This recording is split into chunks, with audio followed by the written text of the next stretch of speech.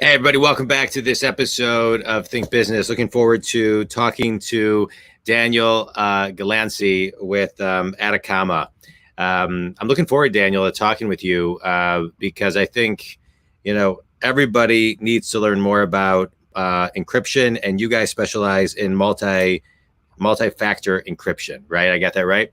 That's right. Encryption and security is, I think, top of everybody's mind. Yet it's something they don't want top of mind because it can be kind of scary.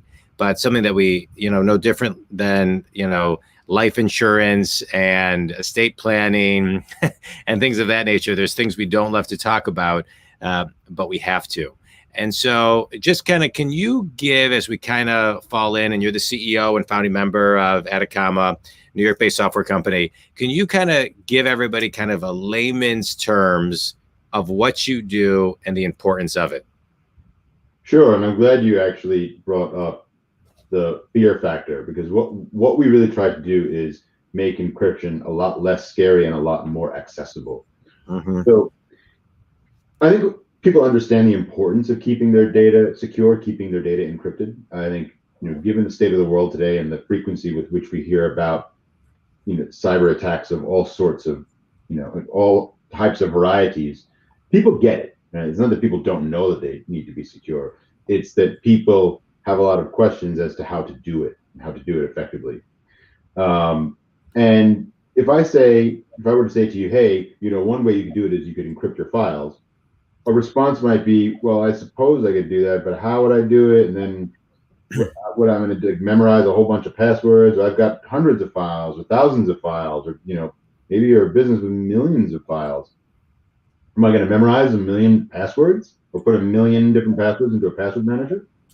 And if I lose a password, what happens? Or it's not like a password for a website. If you lose a password for something that's encrypted, you're toast. There's no reset button. You can't reset.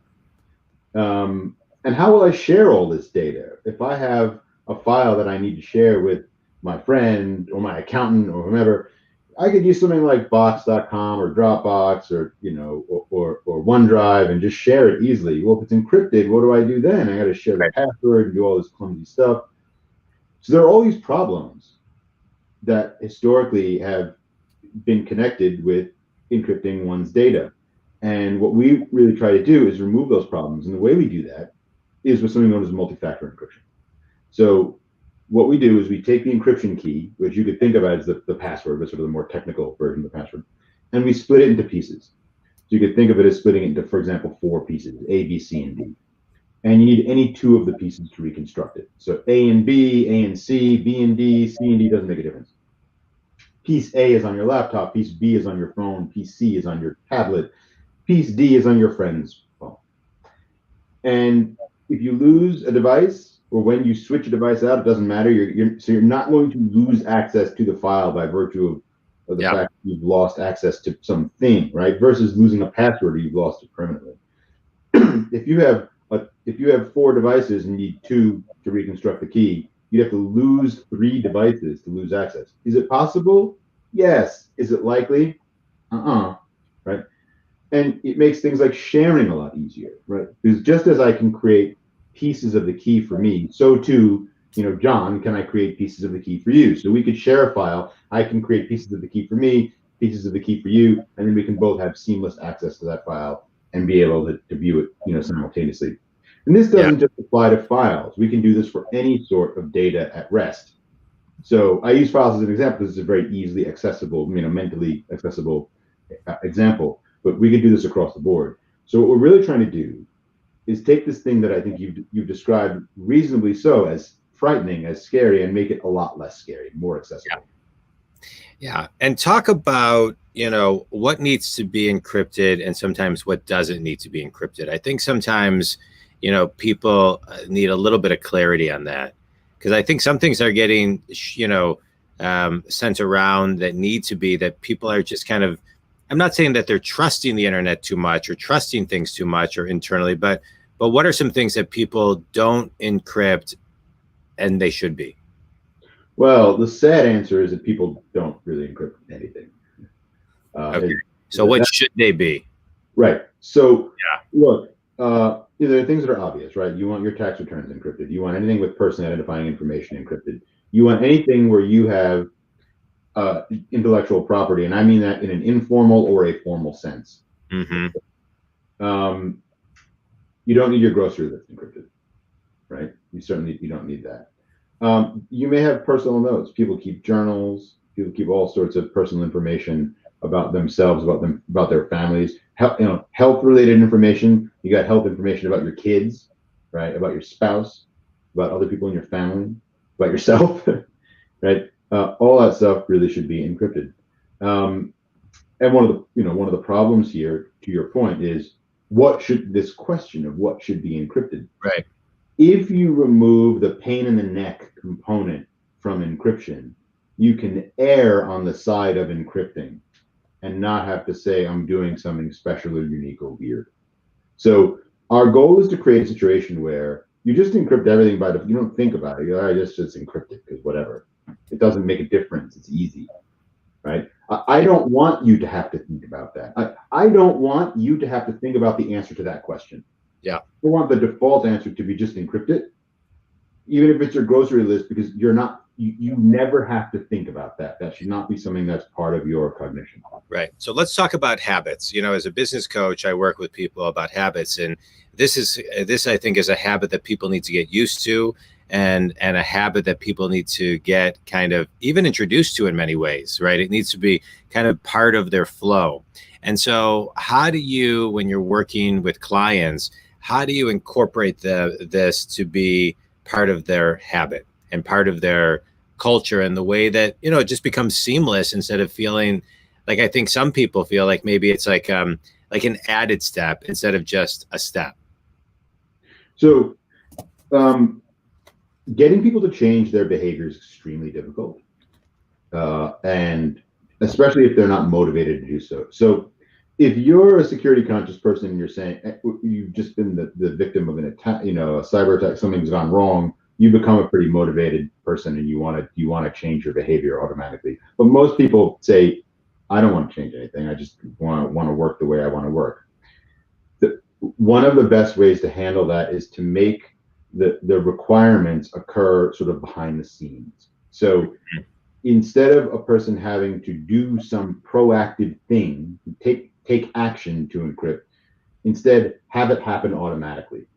And there are settings in our software that will enable that to be the case. So you don't have to think to yourself, oh, I want to encrypt this, or I don't want. It will just happen, right? And then only when you decrypt, that's when you get a notification on your phone or whatever, and you tap accept. It's very easy. Yeah. Right? And then, that part of your workflow is brought to you. You don't need to proactively engage in it, right, in advance. So what we try to do is, again, take that burden, make it easy off the user. Yeah. And so walk me and walk the Think community kind of through the process of really who your ideal client is and how you work with them. What's the process to make this seamless? Does it take a week? Does it take a month? Does it take, how much time does it take? What's the process to get a company up and running in this way? We've gotten companies up and running in a matter of hours. Yeah. Now I'm not talking about, a 50,000 person company. That may take a day. That will take longer. But we've gotten hundreds or even thousands of seats up and running very quickly. And it's a fairly straightforward process. Basically, our software acts as an overlay, and you can install it, and then you can have all of your files, sit where they already exist. You don't have to move them around, right? So again, another barrier to security is having to change configurations, right? If you have to move files from here to there, you have to think about it. It's just going to be a barrier. It's going to take longer to set up. It's going to take longer to get things up and running. The way we have one of the configurations of our software enables you to leave everything where it already is, and then just encrypt in place. Yeah. And that enables us to get folks up and running very quickly. I love it. All right, so rewind with me now. We're kind of in, hopefully in the end innings of COVID, and and how is your business changed over the last year? Have you seen more companies? Because to me, it's kind of like e-commerce is, bigger and getting bigger by the moment. And this last year, I think everybody realized, hey, we need an e-commerce platform, not just a retail company, but professional service firms as well. Everybody needs e-commerce. People have been Zoom bombed. People have been, have seen security breaches in areas that they never thought that they would. And so those types of, I think, raise a consciousness and want us to take a little bit of extra effort. How is your how has your business been in the last year, and how have you adapted and morphed? The beginning of the pandemic was tough. Because I think people were just scrambling to enable a remote workforce. Mm-hmm. And that's why you saw a lot more Zoom bombing in the very beginning. Now you don't really see that as much, right? Because people are sort of putting passwords on. They're doing things that they're engaging in behavior that makes them more secure. So the beginning was tough because people just they were scrambling. After the beginning, people started to realize, okay, we're in this new, I hate the phrase new paradigm because I feel like it's overused, but I'm going to use it anyway. I know what you mean, though. Yeah. We're in this new paradigm of work from home or work via remote, and it's probably here to stay in certain respects, even post-COVID. It's like a hybrid normalcy. Yeah. Yes, I think that's a great way to put it. Yeah. I think it's a perfect way to put it. And as a consequence of that hybrid, we're going to need to embrace new sorts of security measures, or embrace security measures that we've known we should embrace for a long time, but haven't yet done so. Right. Look, and we think about what happened with e-commerce, right? There was a step, it had been growing, of course, but then there was like a step function up, right? As a consequence of the pandemic. And I think what we've seen in security in certain areas is people saying, okay, we've been postponing this thing because we've been able to postpone it. Well, now we can't postpone it. Right. Well, it's kind of like there's been things sitting on the shelf, like businesses like yours, services like yours. You look at things. I think the pandemic brought to surface a lot of things that were kind of around but sitting on the shelf, like QR codes, for example. I mean, if QR codes, people, they kind of like came and then they just got forgotten about and nobody used them. And now QR codes are something that I don't see them going away. I mean, restaurants and all of these services are using them again. And so it's kind of like, oh, wait, encryption is important. Yes. And we've been around for a long time. And so I think we're going to start kind of seeing, a lot of growth in businesses that have been around for a while. Just people had to wake up a little bit to realize the importance of them. I think that's 100% correct. Yeah. And I think not we're going to see it. I think we are seeing it. We are. Yes. We are seeing it. So rewind for me. So you start this company, you have business partners. I'm a big believer as a business coach, as a business person, there's no straight line to success or starting a business. And so give us kind of the Reader's Digest 1 to 2 minute version of how you ended up here at Atakama starting this company. My background is sort of a hybrid between tech and finance. I studied electrical engineering and physics, then worked in finance for many years, sort of pure traditional finance, not quant finance. Got very interested in stuff like Bitcoin, kind of on the early side before it was cool. As I became more interested in that, became more interested in cryptography in general, and discovered along the way that a very secure a compelling way to secure, for example, cryptocurrency, is to take the private keys that control that cryptocurrency and split them into pieces in exactly the same way we do for keys for files. And when I saw that in this other context, I said, wait a second, we should be applying this. When I say this other context, I saw this in the context of cryptocurrency. We should be applying this in the context of just traditional data. And so my business partner and I said, well, we should build this thing out. And it took a while, actually. It took more R&D than one might think. to get to a minimally viable product. Yeah. But got it done. People saw it and they were excited about it. And that's sort of the genesis story. It's a kind of one thing to another thing to another thing, and you end up coming up with an idea through a journey, right? Yeah. And for me, that journey was, some tech, some finance, the combination of the two in the form of Bitcoin, looking at how that gets secured, and then saying, well, how do we take those security mechanisms and apply them elsewhere? Yeah. Yeah, I think you bring up a really good point. Sometimes you don't know the idea that's going to come along the journey, but you just got to kind of keep on following the path. So I love that story. If something that interests you and you chase it down and you keep working on the thing that interests you, and I think you'll discover the rules of that ecosystem.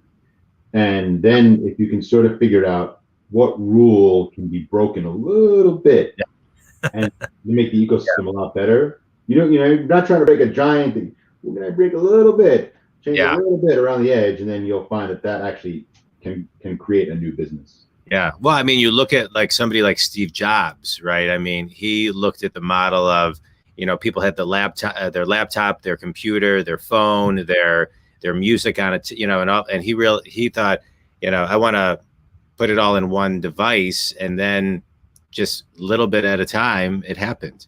I think that's great advice. I mean, I think there's a lot of people sitting in rooms right now trying to figure out, in every industry, what little thing can be changed to make something easier, more effective, streamlined, and, fit into this new kind of hybrid normalcy model of, working in the office remotely, et cetera. How is your office, your company been? Are you all hybrid? Do you see yourself going back to the office? What's your model? I want to get back to the office personally. Yeah. But my team is split. Some of them want to go back, some of them don't want to go back, and we're going to accommodate all of those views. We're going to accommodate all of those preferences. Yeah. As best we can. Yeah. And I think there's a lot that we can do to accommodate those preferences. We have the capacity to do it. We've been fully remote for a year now, right? So we know we can make it work. It has worked. Yeah. Parts of it have become more efficient. I think that our software developers may be more efficient in a certain sense, working via remote, because they can kind of just focus without, well, those that have kids, different story. Yeah. Those that are younger and don't, they just sit there. But hello? Yeah, I gotcha. Something seems to have gone wrong here. I don't see you anymore. Oh, I see you. Okay, well then I'm just going to keep going and assume that everything is okay. Yeah, I can see. Oh, here we go. There we go. Sorry. There we go. Yeah. So look, we're gonna accommodate those preferences. I personally want to be back at the office.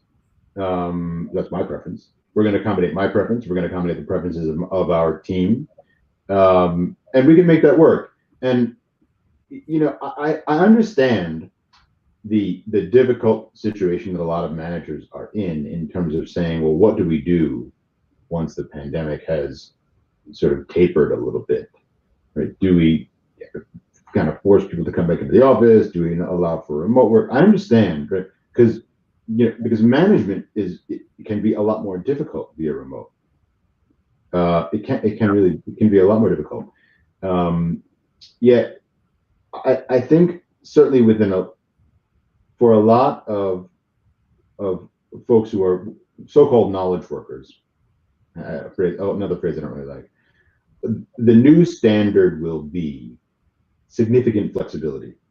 And I think that companies that don't provide that flexibility will disadvantage themselves. Yeah, I agree. Yeah, that's right. And what they will find is that they will lose the best and the brightest to folks to companies that are saying, okay, we're going to embrace this new way of working. And it doesn't mean necessarily not having an office. It doesn't necessarily mean being fully remote. It means providing your team members with the flexibility they want. Yeah, I agree with you. I agree. And I would say a lot of the recruiters that I'm talking to they're saying 80% of the people who are interviewing are asking, does this have flexibility? Does this have remote? Is this a hybrid? And a year ago, that was only the millennials asking that, and a lot of people were irritated. And now it's an everybody thing. I'll tell you, we were afraid of it before. There were many people that were afraid. They didn't know. Pre-pandemic, we were petrified of it. There were folks who would say, I want to do this remote thing. We were like, no, we're and we were wrong. Yeah. How quickly the world has evolved that in a year. And yeah. All right. You ready for a quick speed round? Fire away. All right. Favorite book and why? Favorite book and why? Okay. There's so many. Can I go with a recent book that I read? Sure. I recently read a book called it's called Why We Sleep. And it's of all the things. I think that's the title. It's by an author who obviously studies sleep a lot. And I feel like sleep is a topic that in our society, and actually in a lot of societies, instead of like, oh, you're operating on 3 hours of sleep, you're so strong and so mighty, go you, right? No. Yeah. Terrible idea. And the author really points out why it's a terrible idea, and the deleterious effects of exhaustion and not getting the proper amount of sleep, and how we sort of, in a lot of parts of our culture, we sort of promote this bad behavior, right? This sort of very unhealthy behavior. It points out why it's a terrible idea, and actually I forget how he puts the numbers, but basically, what you end up with is net economic losses from this. Yeah. Right. Yeah. So if we would stop promoting this sort of culture of, okay, you're a big strong man for operating on 3 hours of sleep and coming into your job, stop that. Right. Look at it the other way. That was good. I agree with you. We all need more sleep. Best piece of wisdom you ever received?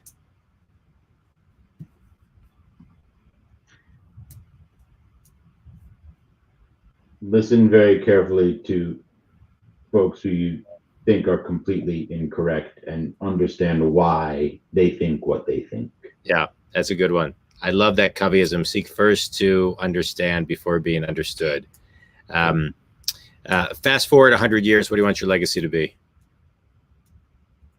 I'll be dead. I won't care about my legacy. All right. Well, and then while we're here current, tell people who your ideal clients are, and how they can connect with you. My ideal clients are those who have come to the realization that they really need to focus more heavily on security, and they can come by going to my website or emailing us at info@atakama.com. There are tons of ways to get in touch, or ping me on LinkedIn or any of the various social media things. I'm on all of them. Yeah. Not Twitch. I guess you said you're doing Twitch now. I've never done it before. I started yesterday. It's a gaming website, but on StreamYard you can you can stream live right to them. So I figured that. I'm behind the times. I need to look at that. Well, I can't thank you enough for being on the show. A couple of things I just want to kind of highlight of some of the things you talked about, where there is this fear factor of kind of entering the waters and utilizing realizing that you need encryption, but it's something that you need to do. And companies like yours, who, like you talk about, are making it, easy for people to digest, where you can, depending on the size of a company, can go in there for a couple hours and get people in a seamless way, getting things encrypted that need to be done.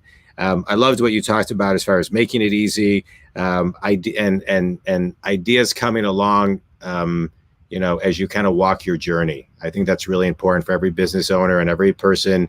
It's just, you got to just do what you love, like you talked about, and as the ideas come, act on them. And then also the importance, as you were talking about, when it comes to flexibility in the workplace. And you as a CEO saying, hey, I want to be back in the workplace. Some people do, some people don't. We're going to kind of accommodate everybody. And I think that's the mindset of today. And what we were fearful of a year ago, we have to really embrace today with different eyes. And in different years. So I think that's great. Tell everybody again, kind of where they can get in touch with you. Come to our website, which is Atakama.com. That's ATAKAMA.com. Email us at info@Atakama.com. Bring me on social media, and you'll find me. I love it. You know, I'm a business coach, and I work with people to get them. I work with successful people who are stuck, from solopreneurs to Fortune 100 companies and everybody in between. And I love this podcast because it allows me to talk to people like you, get a master's, kind of a mini master's class, and you are helping companies get unstuck, mostly unstuck with the fear that they don't have to worry and that they can keep their information safe. So I just want to thank you. Thank you for that, Daniel. Think Community, if Daniel can help you, reach out to him, Atakama.com.